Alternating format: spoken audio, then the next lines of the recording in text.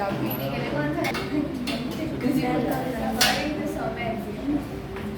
So now अब देखिए ध्रुव क्या है? हाँ, टू डिस्टिंक्ट लाइन, हाँ इसमें टू डिस्टिंक्ट लाइन है more than can not have more than one point in common, इसको प्रूव करेंगे गिवन कैश ऑन में।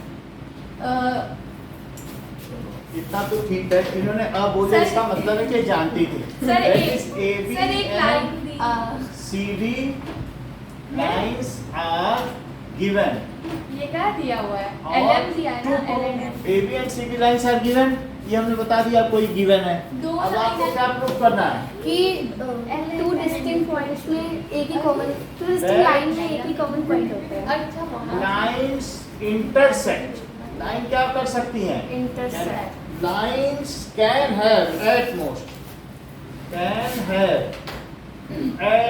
ज्यादा से ज्यादा 1 point in common। क्या ऐसा भी हो सकता है 0 point कॉमन हो? हाँ कैसे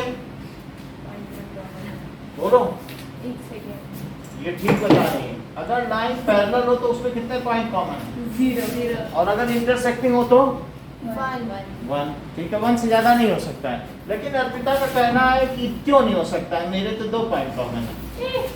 सर स्ट्रेट लाइन भी तो होती है। हाँ वो बात उसे है। लाइन अब की हम इस चीज को डेफिनेशन नहीं पता है। हाँ। तो अब इससे लाइन की यहाँ की definition ड्यूटी नहीं है पता। टू प्रूव इट ना एकदम सेम वर्डिंग में होना चाहिए सर। नहीं क्या? नहीं, कुछ भी सेम वर्डिंग नहीं इसमें होती है। इसमें कुछ सेम नहीं होना बस चाहिए, वही बस कहना सही है, क्या सेंस लिखना है। निकलना चाहिए बस। बस एक बार एक्सियम निकल लिखना भी है कहीं नहीं साक्षी। अच्छा चल। दिया तो हुआ सर है। एक मिनट। मेरे को लगा दिया ही नहीं हुआ है। assumption की जगह कोई और वर्ड यूज कर सकते हैं। So assumption our initial statement is wrong. हाँ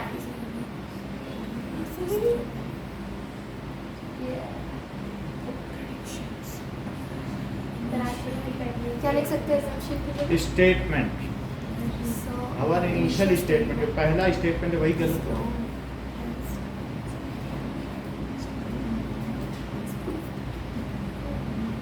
ठीक है, अभी हटा दें लिख लिया? सर आप क्या बोलेंगे थ्योरम 5.1 बाकी लिखना है। डायग्राम मत सर, और वो थ्योरम भी लिखनी है आपको, सर बस डायग्राम मत टू प्रूव में क्या जो मैं छोड़ूंगा वो लिखनी है। टू प्रूव में क्या लिखना है? प्रूव में कि हाँ तो हुआ है। दो लाइन में एक ही common point एक ही कॉमन पॉइंट हो सकता है, ये नहीं हो सकता है, या एक भी नहीं हो सकता है अगर पहला सर मेथड। ये वाला डायग्राम बनाना कि नीचे वाला? नहीं, ये बनाना नहीं है, आपके लिए है, बस सोचने के लिए। अपनी घर की कॉपी बना लो कि इस तरीके से हमने मान लिया, तो उसी के बेसिस पे ही तो प्रूव करोगी।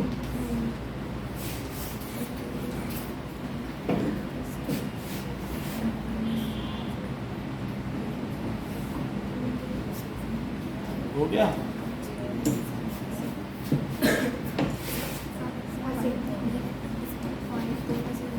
चलें? एक सेकेंड। हाँ ठीक है बता दो।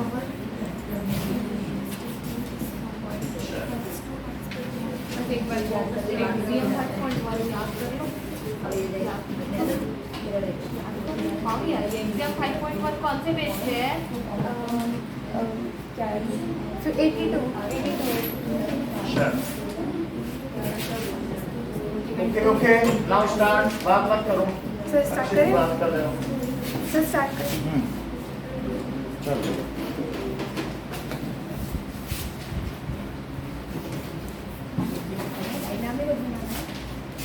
नहीं बनाना ना डायग्राम? डायग्राम बनाना है।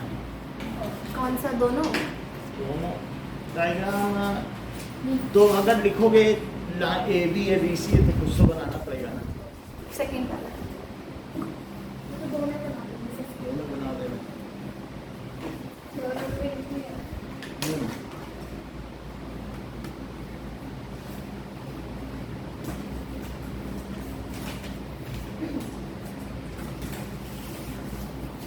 लाइट भी ऑफ की जा सकती है। तो देखिए यस सर। दिख रहा है।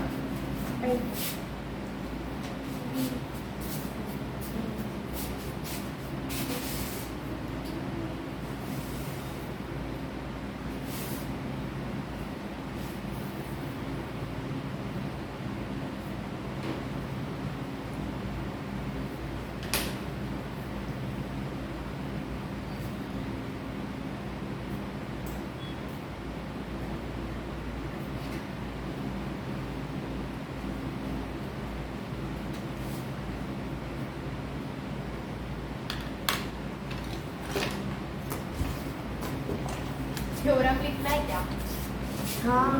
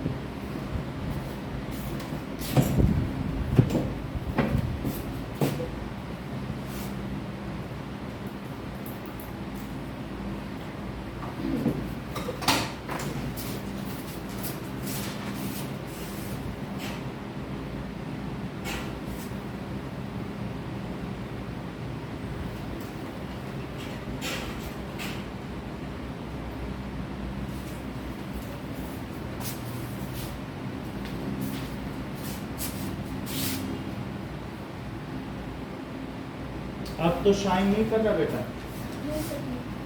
इतना रोशनी ठीक है ना?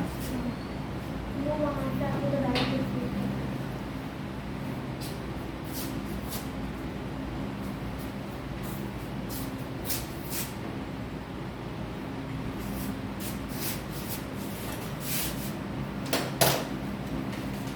चार पेन हो जाए तो साक्षी कॉपी दे देना। मेरे तो कब के हो गए, 8 दे होने वाले देना। हैं। और ये यूज कर लिया अच्छा। मैंने यूज किया, मेरे पेन स्टैंड पे मेरे वो 8 पड़े हैं। 8 हो गए मेरे तो, मतलब उससे ज़्यादा ही हो गए होंगे, है ना, मैं सब थोड़ा थोड़ा यूज करती हूँ। सब में सब पेन। मेरा भाई थोड़ी आया था वो डब्बा भर के पेन और यूज कर।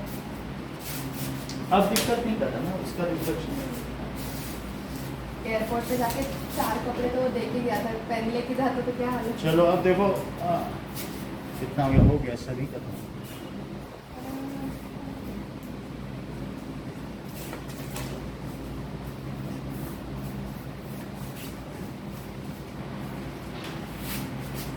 सबने खाया था।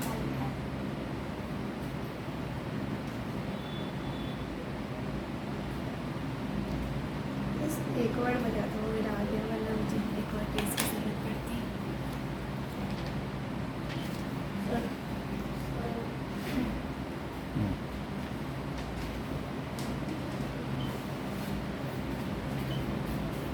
लो, 2 मिनट में जमा करें।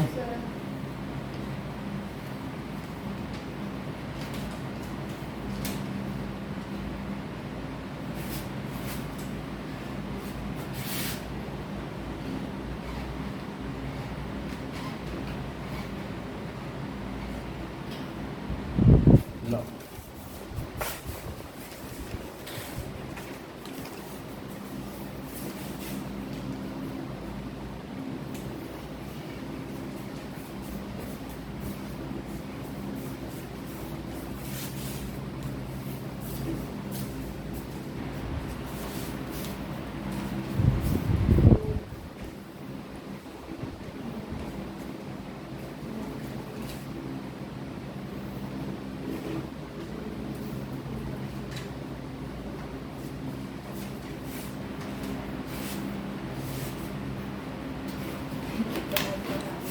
जूते उतार लो, जूते हैं ना, ये सूख गए, ठीक है। थोड़ा सी जबरदस्त। बस बस तुम डिजाइन ना बनाओ। Thank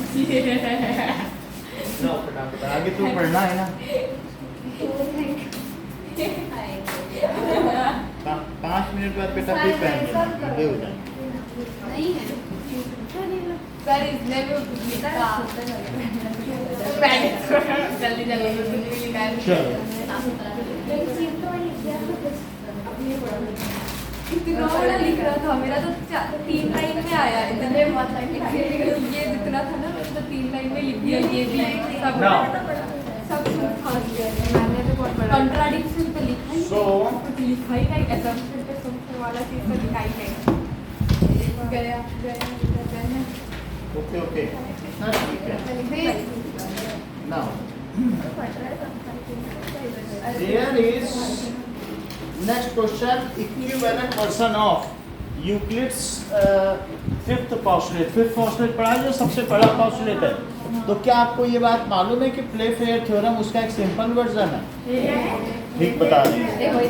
So let us write वो down याद कर लिया, Playfair। ये so equivalent version of, बात ना करिए, equivalent version of Euclid's fifth postulate। Equivalent version of Euclid's fifth postulate।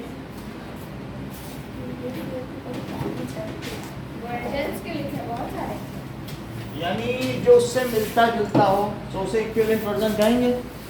So now let us right this version for Playfair theorem, John Playfair के द्वारा दी गई है। प्लेफेयर ये साइंस मैथमेटिशियन का नाम है। जॉन प्लेफेयर, ठीक है, 1729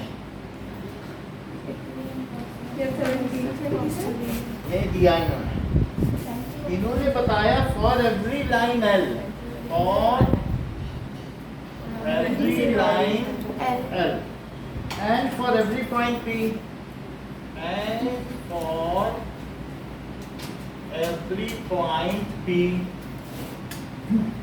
not line 1 and 2, not line on L. So okay, so every line L, ये every line L है और एक P पॉइंट है जो कि उस पर लाई नहीं करता, ये लाइन L है। अगर हम स्मॉल लेटर से बनाएंगे तो सिर्फ एल लिखने से चल जाएगा। एल एम एन 3 लाइन होती है ना, जैसे कई बार 2-3 बनाते हैं, तो उनको एक लेटर लिख दो।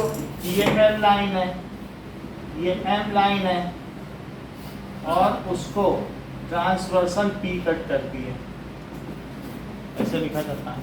तो for every line L and for every point P, P capital लिखना है क्योंकि पॉइंट है, नॉट लाइंग ऑन एल। तो देयर एक्सिस्ट यूनिक हमेशा लाइन एम। तो कह रहा है कि इस पी पॉइंट से सिर्फ एक ही लाइन जाएगी जो इसके पैरेलल होगी। क्या आप ये सोचती हैं कि यहाँ से बहुत सारी लाइन भी जा सकती हैं क्या जो इसके पैरेलल होंगी? नहीं सोचते। नहीं सोचती तो ठीक सोचती। So there passes a unique line M, ठीक है? There exists पैरेलल तो एक ही जाएगी। a unique line M which passes, passing through P, passing through P and parallel to L and parallel to L। तो एक ही लाइन है, unique line है। अगर कोई कहे मैं तो दूसरी लाइन भी बना सकता हूँ, कह रहा है मैं तो मेरी तो ये भी इसके सर बट parallel। पैरेलल नहीं है ना। तो वो हमें बताना है, अब कुछ ना कुछ जस्टिफिकेशन देना पड़ेगा। और पता चला सौम्य ने कह दिया मैं तो तीसरी भी बना सकती हूँ, मैं तो बना सकती हूँ। ये भी बना दिया। तो ऐसे अगर ये लोग बहुत सारे बनाने लग जाए, so two distinct intersecting lines can not be parallel to same line. It, तो ये दोनों नहीं हो सकती हैं, सिर्फ एक ही जाएगी, ठीक है? क्या? मतलब इसका कोई प्रूफ नहीं दिया है, लेकिन फिर भी ये यूक्लिड का इक्विवेलेंट है। क्यों? जरा सोचो कि अगर ये दो पैरेलल लाइन है, और ये बताओ जो इंटरसेक्टिंग लाइन होती है इससे अगर यहाँ 120 डिग्री बन रहा है तो यहाँ कितना बनेगा? 60, क्योंकि 120 पे ये 60 और 120 तो ये 60 और करस्पॉन्डिंग 60 होता है।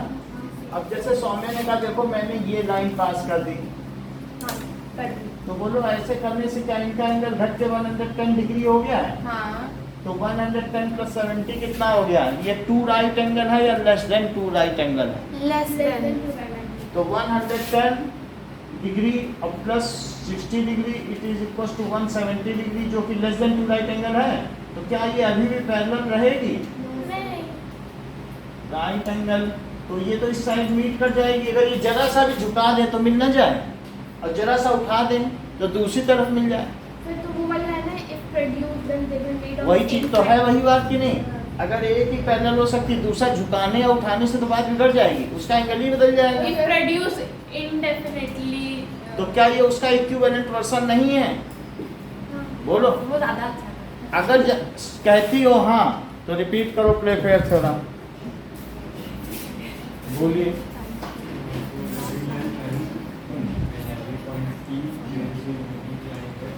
Not lying on L. There is a unique line M. There exists a unique line. There exists a unique line M, which is parallel to Passing through P and parallel to। बहुत अच्छा बतानी, बताओ जरा। Parallel line है L and every point P. There is a there exists, huh? क्या? There exists a unique line M which passes through and parallel Passes through P. passes through P and is parallel to Parallel to L. L के तो parallel है। आता है बोलो। देखो, नहीं For आता है every देखो, point L not and for like- every point P, not line, not On L। क्या P L पे लाइक कर रहा है? not line on L. There exists a unique line that passes through M.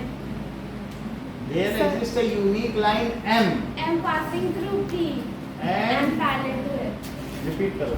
So that be that L at every point P not lying on L, there exists a unique line M not passing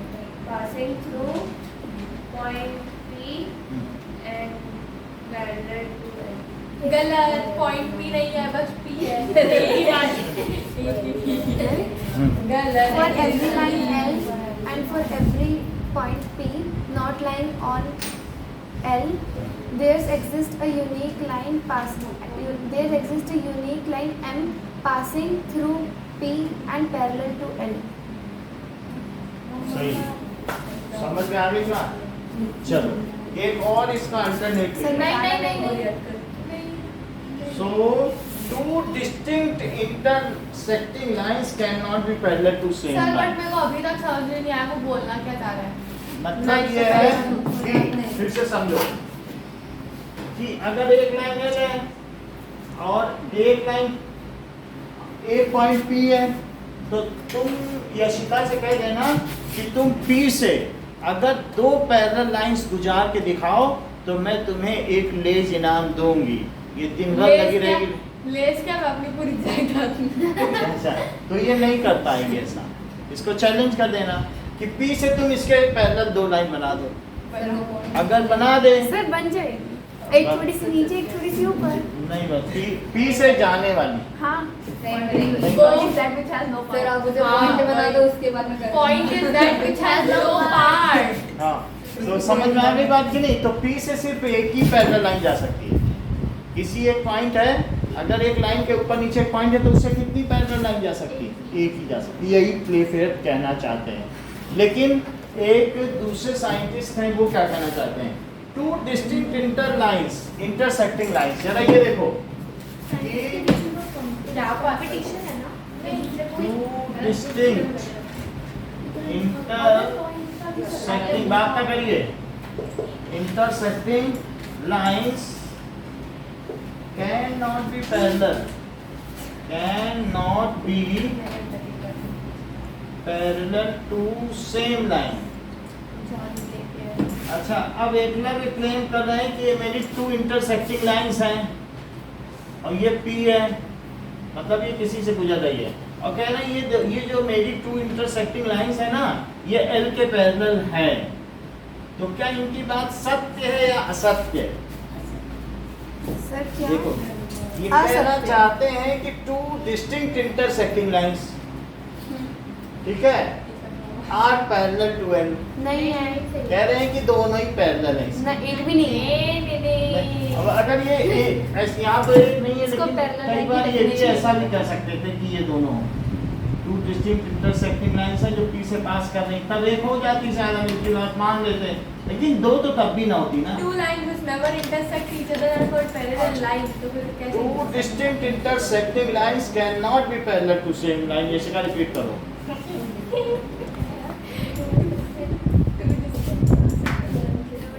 Two distinct line cannot be parallel to बताया करो, बोलो। Two distinct intersecting lines cannot be parallel to same line. आप repeat करें। Two distinct intersecting lines cannot be parallel to same line. Same line यही दोनों करके दिखाइए। नहीं सर खाली लिखना है। हाँ, प्रूफ तो नहीं कर रहा। नहीं कुछ नहीं करना, ये फिगर बनाना है। हाँ ठीक है, हो जाएगा हो जाएगा। सर बस वही फिगर ना। है कि इसमें? ये सीखा है। सर मिटा और मैंने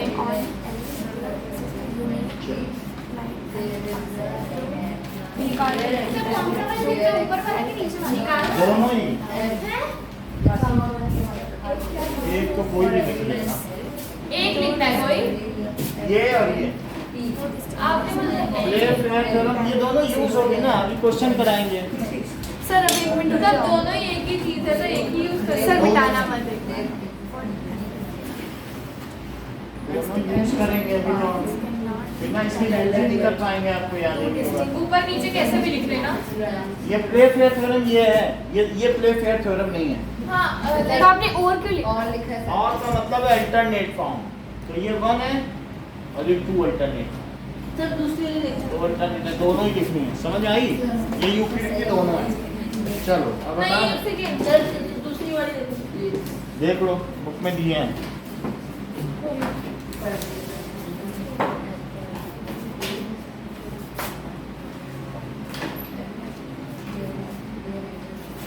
चलिए था मैंने पासिंग 1 पॉइंट। Now, अब जरा देखें example 3।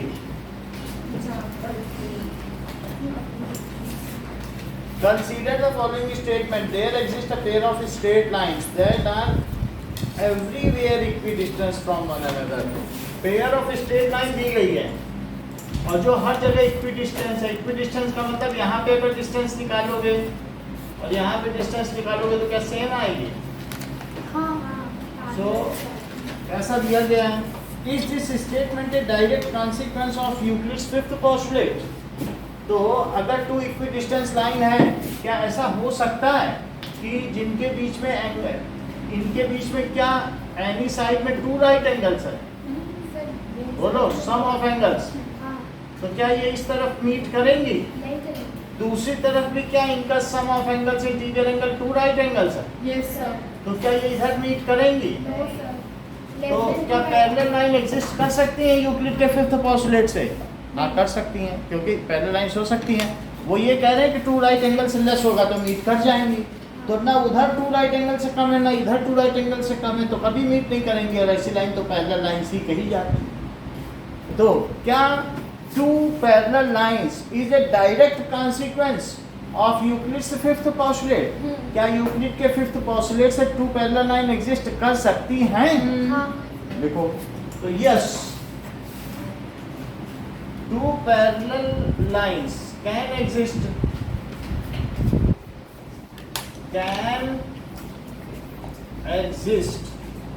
as per Euclid's fifth postulate.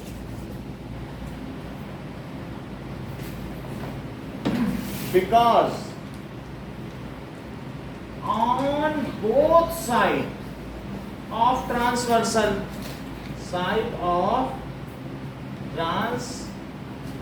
ये ट्रांसवर्सल ही है, क्योंकि क्या ये दोनों लाइनों को काट रहा है। On both side of transversal PQ, sum of interior angles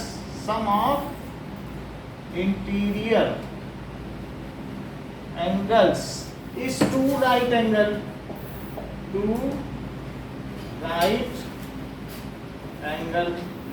तो टू राइट एंगल है। So these lines will never meet on either side. जरूरी नहीं है कि मैं ऐसे ही बनाऊं, तुम टेढ़ी ट्रांसवर्सल भी ले सकते हो, वो भी चल जाएगी। ऐसे ले लो तो 90 डिग्री आएगा, तब भी 90 आएगा, क्योंकि ये अगर 60 है तो ये कितना है? करस्पॉन्डिंग एंगल 60 होता है, तो ये कितना है? क्या टू राइट एंगल आएगा? और ये 60, तो इधर कितना? अच्छा सर, तो ये जरूरी है कि मतलब ये जरूरी नहीं है ना कि राइट एंगल बनेगी? राइट एंगल तो जब डिस्टेंस होगी परपेंडिकुलर डालोगी तो राइट एंगल बन ही जाएगा। लेकिन फिर भी किसी भी ट्रांसवर्सल, लेकिन तो भी दोनों मतलब किसी भी ट्रांसवर्सल को लेके प्रूव किया जाता है कि इनका सम टू राइट एंगल है। जरूरी नहीं कि राइट एंगल ही हो ना, वो तो डिस्टेंस दिखाने में हमने किया था, वो तो सही है। तो सम ऑफ, समझो, सम ऑफ इंटीरियर एंगल्स, तो क्या अगर दो लाइन में सम ऑफ इंटीरियर एंगल्स अगर ये 120 है तो ये कितना हुआ? 60। तो क्या ये 60 हुआ? क्योंकि ये करस्पॉन्डिंग एंगल्स हैं, तो इन दोनों का सम कितना हुआ? बोलो, क्या टू राइट एंगल्स हुआ? तो क्या ये इधर मीट करेंगी? कहाँ से मीट करेंगी? Less than two right angle होता तो मीट करती। अगर राइट एंगल से कम करोगी तब मीट करेंगी, राइट एंगल थोड़ी ना मीट करेंगी। अब जैसे कह दो कि देखो मेरा ये स्क्वायर है और ये भी 90 और ये भी 90, देखना ये आगे मीट कर जाएगा। कहाँ से मीट कर जाएगा?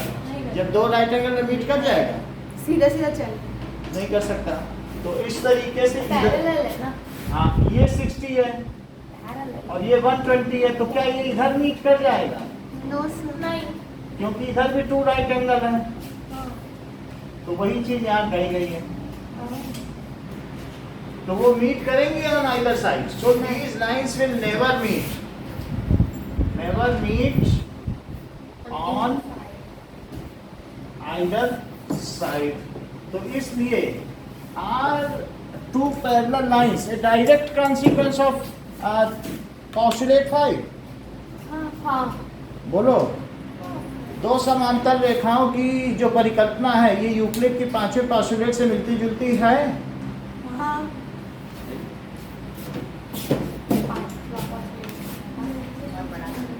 अब देखो एक्सरसाइज 5.2। एग्जाम्पल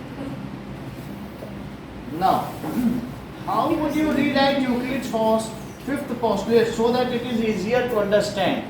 बोलो Saumya. How will you show the मतलब फिफ्थ पोस्टुलेट को साक्षी कैसे लिखोगी कि ये आसान हो? For For every line Two L, dis- for every point P not lying on L, there exists a unique line sir आपने तो fifth M postulate passing through P and parallel to L. Sorry, for two distinct intersecting lines cannot be parallel to same. सही है, एक कोई भी लिख देना। बेहतर है प्ले फेयर थ्योरम में। वाला जो फिफ्थ पोस्टुलेट के इक्विवेलेंट हो वो कौन है? Play fair theorem. तो क्या लिख दीजिए? स्टेट क्या लिखेंगे? Play fair theorem. अक्षित प्ले फेयर थ्योरम किसने दी थी? John Playfair. ठीक है, इन 1729 ये सबसे ज्यादा बेईमानी करते थे ट्रेनिंग। John play fair. अब देखिए, does Euclid's fifth postulate imply the existence of parallel lines? अगर वो पूछ रहा है कि क्या इम्प्लाई करती हैं, तो क्या सौम्या तुम यही लिख दोगी?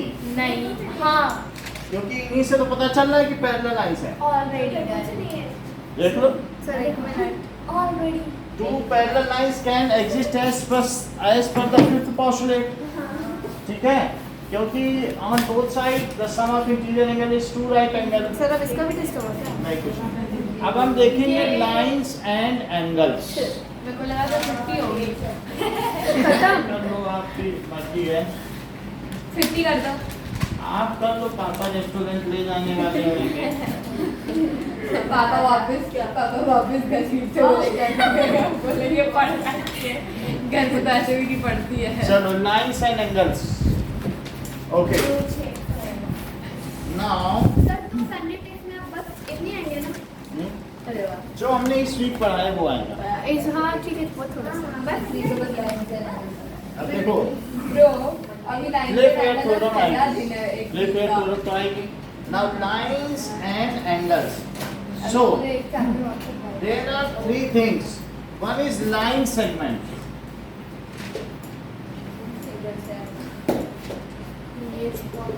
Part of line which has endpoints. Endpoints या two endpoints. अब हम थोड़ा फ्री हो गए, यूक्लिड से निकल गए, अब उतना ज्यादा वो नहीं है। हाँ वो कंफ्यूजन अब आप अपने मन से थोड़ा बहुत इधर उधर कर सकते हैं। यूक्लिड तो पता नहीं। सर आज हमारा तो यूक्लिड क्यों Part of line which terminates on both sides। क्या वो दोनों तरफ रुक जाएगी? Terminates on both sides। कभी ऐसा देखा है कि कोई रोड टर्मिनेट कर जाती है, आगे बंद हो जाती है, उसके आगे मकान हो जाता है आगे?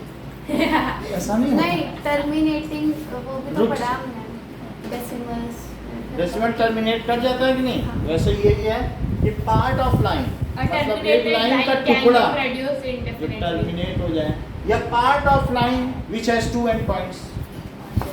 a terminated line can be produced indefinitely का क्या तो वो मतलब हुआ? उसे दोनों तरफ बढ़ा के लाइन बना जा सकता है। Part of line which has two end points. Sir दो डेफिनेशन दो डेफिनेशन है, ये देखो, लाइन सेगमेंट को कैसे लिखोगे? ऐसे, इस तरीके से, इस, ठीक है, लाइन सेगमेंट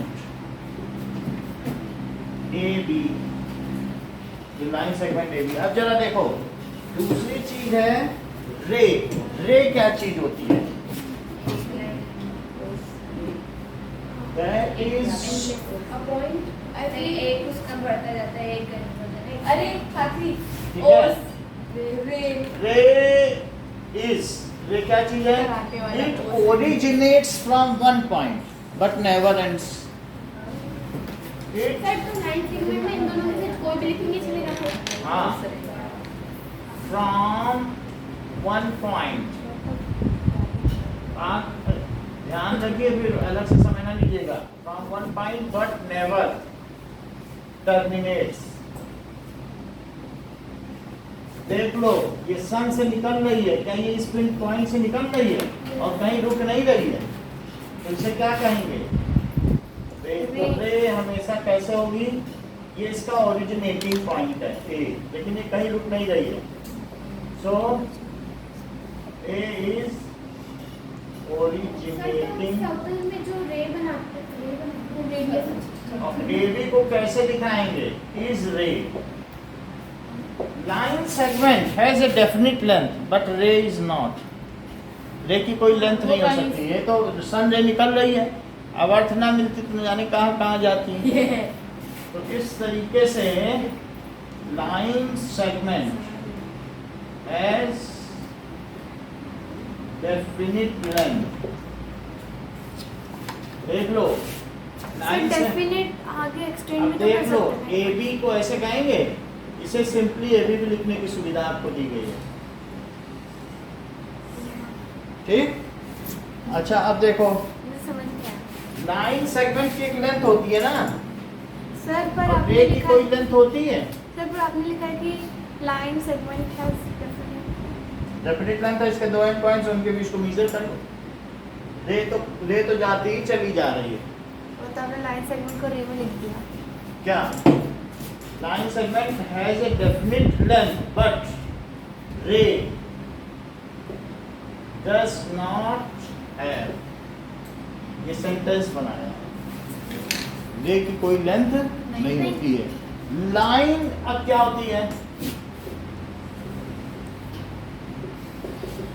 ठीक है, इफ लाइन का क्या मतलब होता है कि that is if breathless length तो होती है, ये भी कहा जा सकता है कि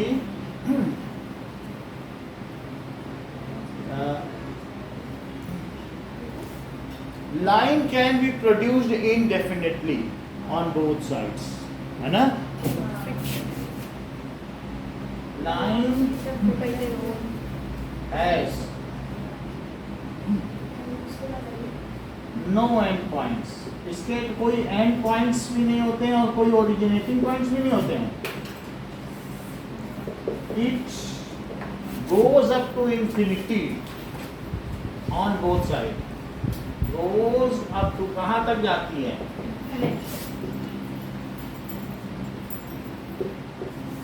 ऑन बोथ साइड। अक्षित इसकी कोई लेंथ हो सकती है? नहीं सर।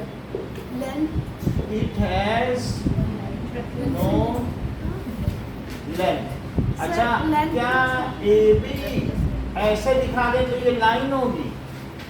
देख लो, सर दिखा देख लो, ए और बी, और रे कैसी है? ये हो गई, समझ में आई? और ये लाइन हो गई। जरा मुझे बताइए कि अगर किसी पर ऐसे लगाओ और किसी पर ऐसे लगाओ और किसी पर ऐसे लगाओ और किसी पर ऐसे लगाओ तो इन चारों के क्या क्या नाम है? आर के B, line segment segment A B, ray A B line और line A B A B, से चारों में सर ARC क्या लिखा फर्स्ट आर। अच्छा आर किसी पार्ट ऑफ सर्कल को क्या कहते हैं? Arc A B, that is arc. Radii of same arc नहीं पढ़ा था पिछले में? चलो आओ आगे बढ़ते हुए। सर एक मिनट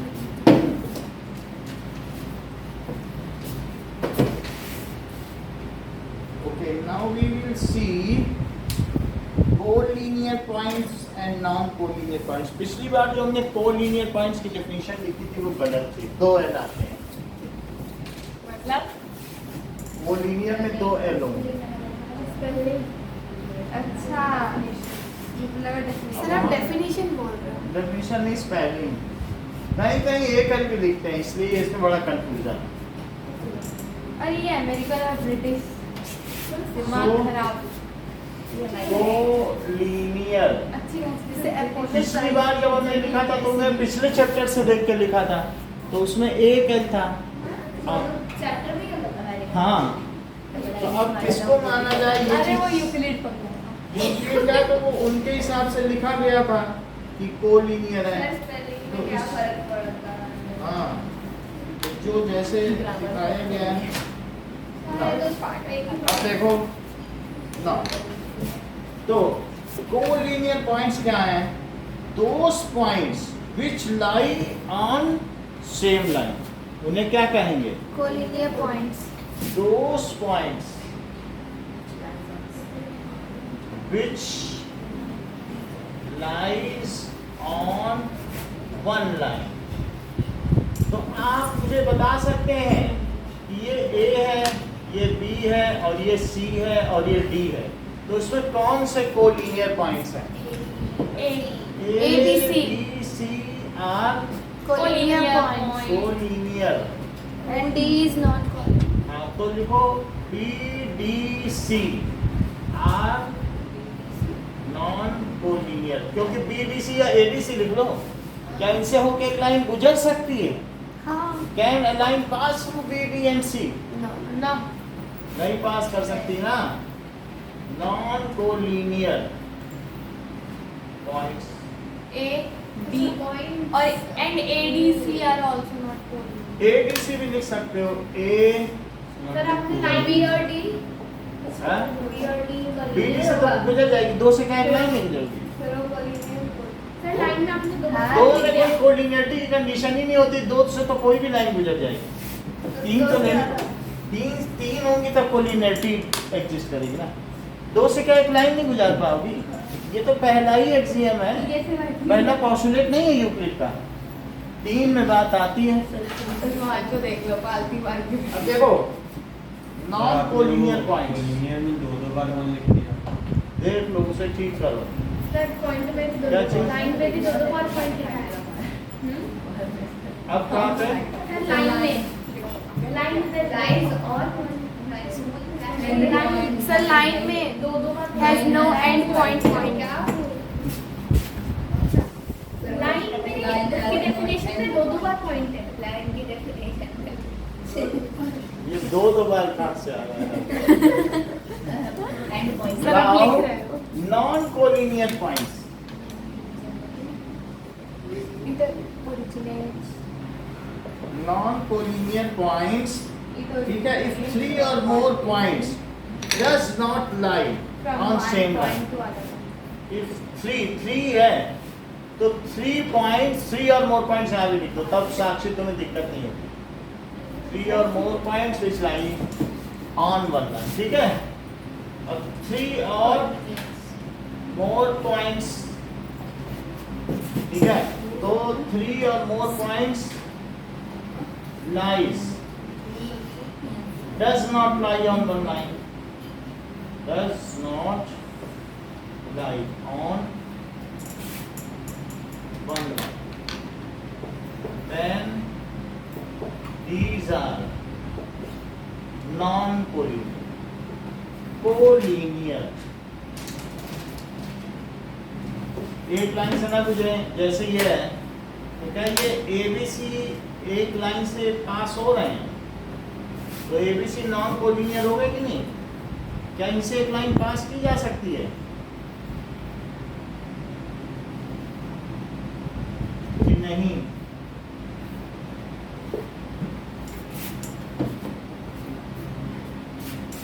ध्रुव कल 5:30 क्लास है।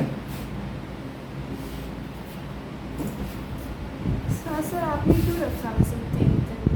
उनको चाहिए ही खेलने के लिए, कह रहे हैं जैसे पिछले अभी भी तो साल। मिलता है अगर 5:30 जाते हैं तो। हाँ? अभी भी तो मिलता है अगर 5:30 जाते हैं। ग्रुप में ना 10th वालों को खेलना है। अच्छा 10th वाले कह रहे सर हैं ना कि मेरे को लास्ट वाली लाइन की अरे, उससे देखना प्रोजेक्टर्स अप टू इन्फिनिटी, बस अप टू इन्फिनिटी। क्या देख लो और किसी से देख लो, ये लोग लिखे नहीं यार, यहाँ पर मुझे अप टू इन्फिनिटी। इलेक्ट्रा हो गया। चल कितना दूर? ब्रो मुझे बस लाइन Sure. पे लिखना ये है। रहा। अब ये देखो एंगल क्या होता है।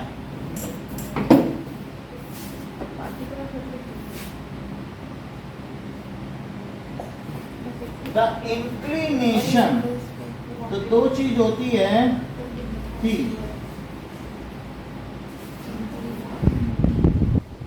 चार है ना, एक ये भी। ठीक है। एक आर्क है, लाइन सेगमेंट है, रे और डायरेक्ट।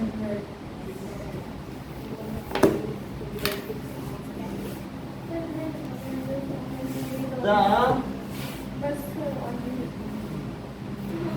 इंक्लिनेशन, अच्छे खाता है। झुकाव, सर कोई और वर्ड नहीं होगा। Inclination Circle. between two rays at originating point. Scratch और जैसे ये देखो, एक ये रे है, ये दूसरी है, ये स्टैटिक लाइन है और ये रोटेटिंग रे है, तो इनके बीच में क्या झुकाव है, ये रोटेट कर रही है, तो क्या इनमें झुकाव है? हाँ क्या कोई बिल्डिंग इंक्लाइंड हो सकती है झुकी हुई? हाँ थोड़ी सी। तो इंक्लाइंड हो सकती है। अब जैसे ये बिल्डिंग है, नहीं हो सकती, हो सकती है पिज्जा, नहीं तो मैं ऐसे खड़ा हूँ, कहेंगे सर आप incline leaning tower of Pisa समझ के आई बारे बात में कि नहीं सुना है क्या? नहीं? इंक्लाइंड का मतलब है एक और झुका हुआ, तो दो रे के बीच में कितना इंक्लिनेशन है उसे क्या कहेंगे? That is angle, is called angle. अच्छा वो लाइक इस टाइप के लिए तो यहाँ एक और भी कर सकते हैं कि मीजर ऑफ इंक्लिनेशन, किसका मीजरमेंट? मीजर ऑफ इंक्लिनेशन कि कितना झुकाव है, इज कॉल्ड, ठीक है, between two rays at originating point, originating point is called, क्या मैं यही ओरिजिनेटिंग पॉइंट है क्या? एक रे ए बी है तो दूसरी रे एसी का क्या है?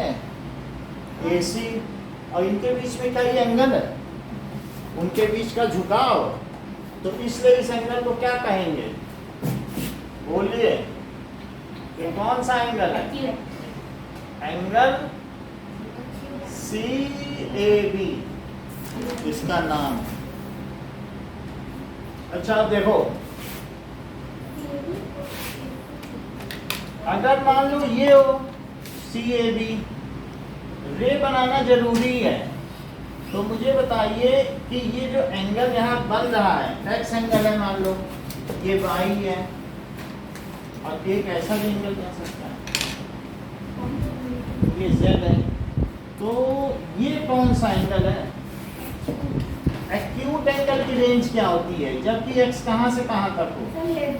लेस देन 90 0 से बड़ा हो 90 से और 90 से छोटा हो और 0 से बड़ा हो। 0 को कोई एंगल नहीं बोलेंगे, 0 से तो ये बड़ा होना ही चाहिए, 0 इंक्लूडेड नहीं है, दो लाइन एक ही में आ जाए तो कोई एंगल नहीं, और 90 नहीं होना चाहिए, 90 ये है। 90 से कम है। अगर y 90 है तो ये कौन सा एंगल है? Right angle. अच्छा ये राइट एंगल है, और ये 0 से 90 हुआ तो एक्यूट एंगल। अच्छा यशिका ये मुझे बताओ ऑब्ट्यूस एंगल कहाँ से कहाँ तक? मोर देन 90 डिग्री तक। 90 से ऊपर 180 से कम। हाँ, सो जो z होगा हाँ वो 90 से ऊपर 180 से कम। और 180 से से कम। कम। से कम, तो इसे कहेंगे ऑफ True। ट्यूस एंगल। 80 तो स्ट्रेट एंगल। निम्न कोण, सम कोण, अधिक कोण। Now it is, very cute. ये कौन सा एंगल है? Straight angle. ये बताइए AB और AC के बीच कौन सा एंगल बनता है? Straight angle. Straight angle.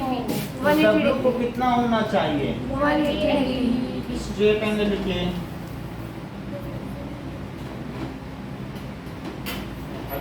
एक और एंगल आपको बताना, दैट इज ये लाइन घूमती जा रही है रिफ्लेक्स और ये घूमते घूमते इतना घूम गई। ये देखो यहाँ से घूमी तो ये इतनी घूम गई। Reflex angle.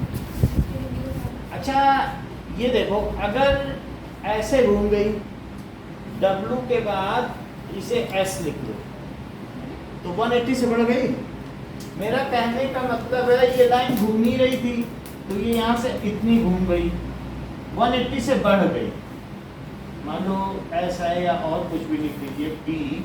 तो ये जो एंगल है तो ये मुझे बताइए क्या ये 180 से बढ़ गया है? तो ये रिफ्लेक्स एंगल है। सो ये अगर मान लीजिए 180 से बढ़ गया और 45 और बढ़ गया, कितना बढ़ गया? 45 लग रहा है ना? तो 180 और 45 225 हुआ। तो ये 225 हुआ तो कोई मुझे बताएगा कि बाकी बचा हुआ एंगल कितना हुआ? 360 माइनस तो 360 में से 225 माइनस 225 माइनस करो तो कितना हुआ? 5 और 5 में से 2 गया 3 और 135। तो ये 130। तो ये जो P एंगल है ना, एंगल P, उसे क्या कहेंगे? रिफ्लेक्स किसका? Reflex of 135। देख लो, रिफ्लेक्स ऑफ, तो P कितना आ जाएगा?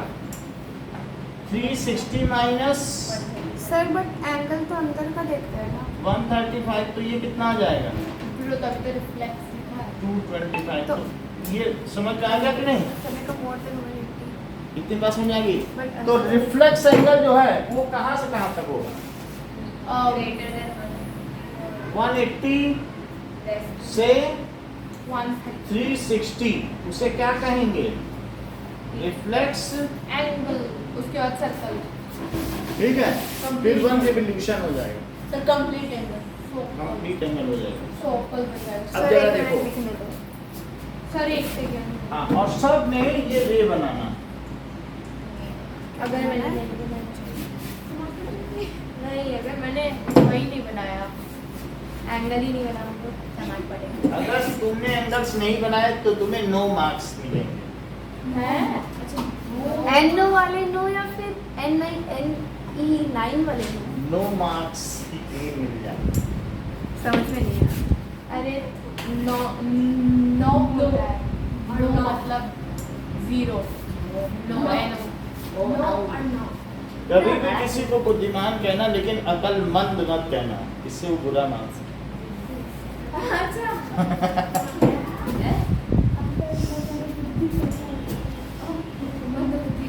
क्या?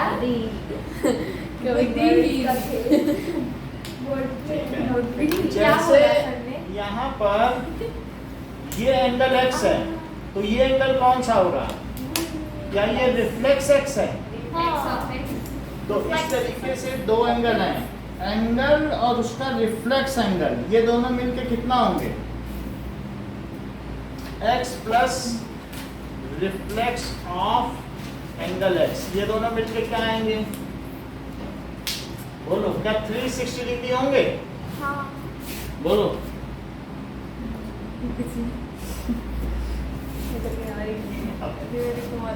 ठीक है, ये x प्लस रिफ्लेक्स ऑफ, ऐसे मत करो, उसको दे दो पापा को, कह दो ये घड़ी डिस्टर्ब करती कैसी दी है, बदल के लाओ। कभी इस तरह से चुप बैठे थे तो गाय की तरह सीधी हो, यू आर बोवाइन। सर ये क्लास में भी सीखती है, तो बहुत अच्छी बच्ची है। ऐसे चुपचाप मार खा रही बेचारी घड़ी। तो ये 45 डिग्री है और reflex of angle x 360 degree. तो रिफ्लेक्स ऑफ x कितना हुआ? सर 360, तो 45 डिग्री। तो ये कितना हुआ? 315 डिग्री। राइट एंगल का रिफ्लेक्स क्या होगा? राइट एंगल का 90 नहीं, 180 प्लस 90 कितना होता है? 180 प्लस 90 कितना होता है? 270। हाँ, 270। मेरे को कैलकुलेट करना है। चलो नाउ सो अक्षित मुझे बताइए 5 टाइप्स के एंगल कौन कौन से? The right angle, acute angle, obtuse angle, or straight angle, or complete angle. है Complex Complex angle. या याद नहीं आता. मैं बताऊंगा ये शिखा सर मैं रिफ्लेक्शन। तो यही 5 हैं, acute, right, obtuse, straight and reflex reflex. So 5 types of angles are. इसका टेस्ट ले लो बस। अरे वाह क्या अरे बात है। इसमें तो टॉप करेंगे। इसमें टॉप करेंगे. ये पहला एक होगा इसमें टॉप कर ये देखो ये 0 है और ये कितना है 360 और ये 180 इसके ठीक बीच में और ये तो 90 डिग्री को क्या कहोगे राइट एंगल और 180 को स्ट्रेट एंगल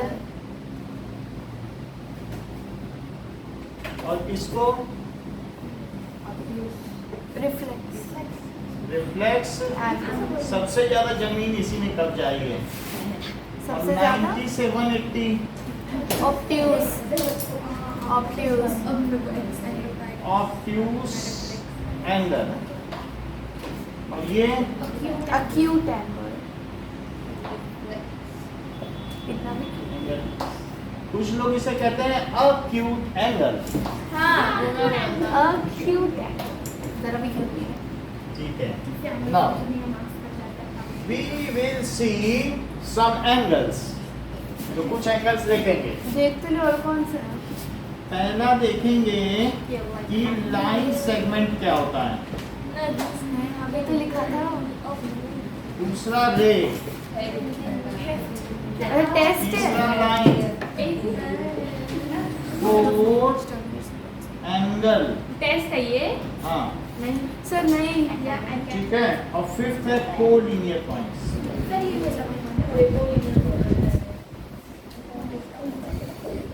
और ये तो पहला क्वेश्चन है और second make 5 types of angle बनाने हैं ना बस नहीं और लेबल कर दो।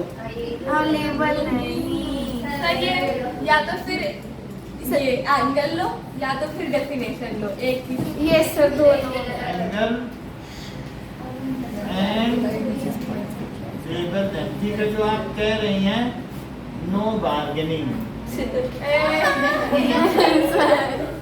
भाई सौम्या। सर को लीनियर और लीनियर हटा दो बस. तो लीनियर हटा देना, सिर्फ को लीनियर ही तो है। अरे हाँ मतलब वही जो भी है. अरे उसमें तो है ही नहीं 3 और more points which line और straight line अभी line इस पे पेरेंट्स को बुलाना पड़ेगा या फिर आप दूसरा स्कूल ढूंढ लें, school है ना? हाँ? टेबल में आप लिखिए वो कौन सा एंगल है, क्यू पे क्या क्यू, वो सर सब मिटाना मत एक बार ठीक है। याद रिवाइज करने दो और सर वो लाइन सेगमेंट और लाइन की टाइप भी एक मतलब बार सर ये जो लिखना हो लाइन है, बस लाइन क्या होती है। सर ये रे में ये भी Definition, definition. Line segment is definite length but रे डज नॉट. ये भी लिखना रे में. ये लिख सकती हो, राइट है? क्या एकदम वैसे बताओ कि लिखना है बट रे डज नॉट. लिख सकते हैं। कुछ लोग तो इस पे बैठ के उस पे लिखते हैं, आप मतलब कंफर्टेबल जिसमें रहो, इस पे बैठ के उसमें लिखो। ऐसा होता है, किया जाता है। अरे वो वैसे बैठी हुई है ना पानी मार के बैठी हुई है वो. चलो ये देखो मैंने इधर शोरूम खोला हुआ है, कोई आगे क्या करेगा.